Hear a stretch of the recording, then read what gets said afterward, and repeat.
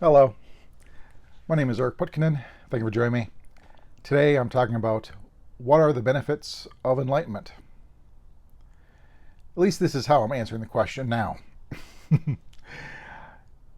I point out that the question is a malformed question. For when we ask, what are the benefits, we are asking, what is in it for me? What do I gain? What do I get out of it? That's what benefits are. What do I get? And enlightenment itself is the shattering of the illusion of me, leaving that which has always been the case. You can call that self, Brahman, pure consciousness, absolute reality. There's many names, but that is complete in itself. It never gains or loses anything. And as it is impossible for it to gain, the self gains no benefits. There is no gain for the self by enlightenment. Enlightenment is just a different way for a specific character in the game to be played. For one who is enlightened is not better or superior than one who is not enlightened. It is not a matter of hierarchy. It's not a better position to be. The self is perfectly fine playing as a character that's not enlightened and just wants to watch sports and drink beer and whatever. That's fine too.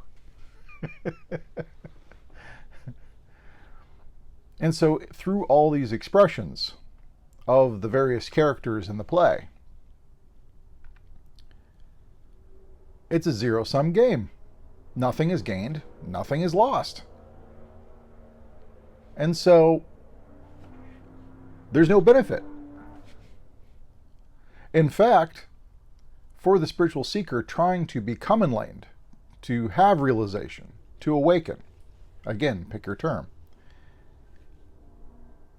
to think of enlightenment in terms of utility. If I get this, I will be improved. It gets in the way.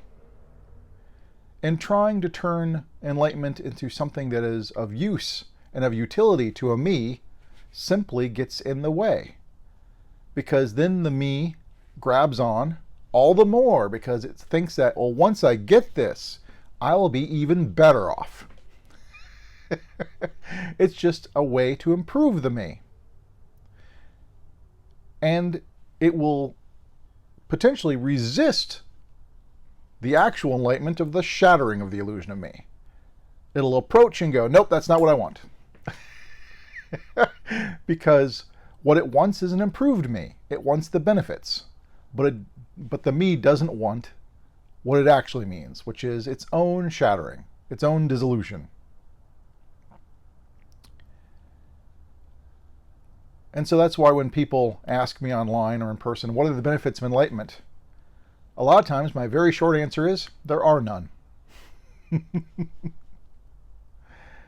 of course, the ego finds this very unsatisfactory. Well, what's the point of doing it if there's no benefits?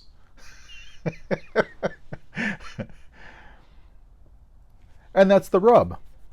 Because it's the me looking for benefits. That me is the illusion.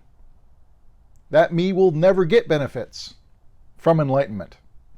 That me will be shattered. So, it's a wrong question to ask what are the benefits. Because not only does the self not get benefits, but the me never gets any benefits, and it gets in the way if the me tries to get benefits. So a lot of times I suggest quit asking that question.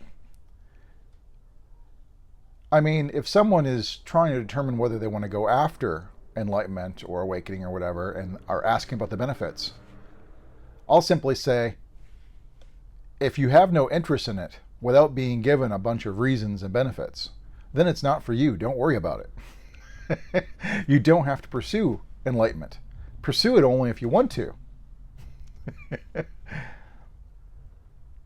But if I have to sell it to you and give you reasons to do it, that's missing the point. That is not the way. Because that's only going to fuel the me. Oh, look at, I'm going to get all this stuff if I get enlightenment. And of course, in the end, the me loses it all. And so when that happens, it's even more of a dread as the approach of awakening happens, so to speak. That it thinks it's going to get all this stuff and it sees everything falling away. Oh, the dread. So I think it's better to just say there are no benefits. Forget about the benefits. I shouldn't have to sell awakening or enlightenment to you. And if I have to, it's not for you. Don't even worry about it. Just go on to another video that's more entertaining.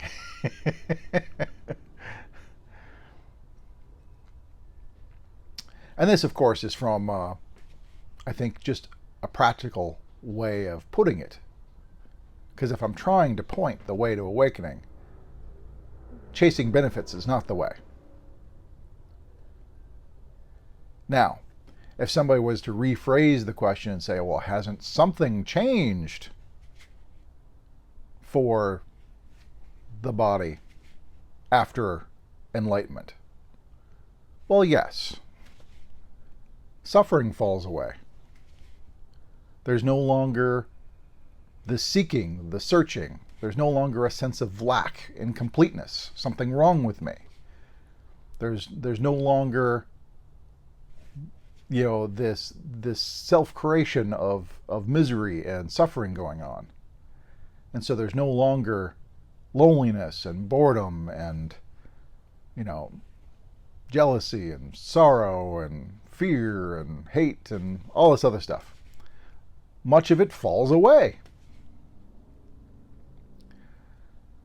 And some might go, well, that's a great benefit. But for who is it a benefit? Again, it didn't benefit anybody. That is a factual statement of the changes that the body experiences, but it's not a benefit.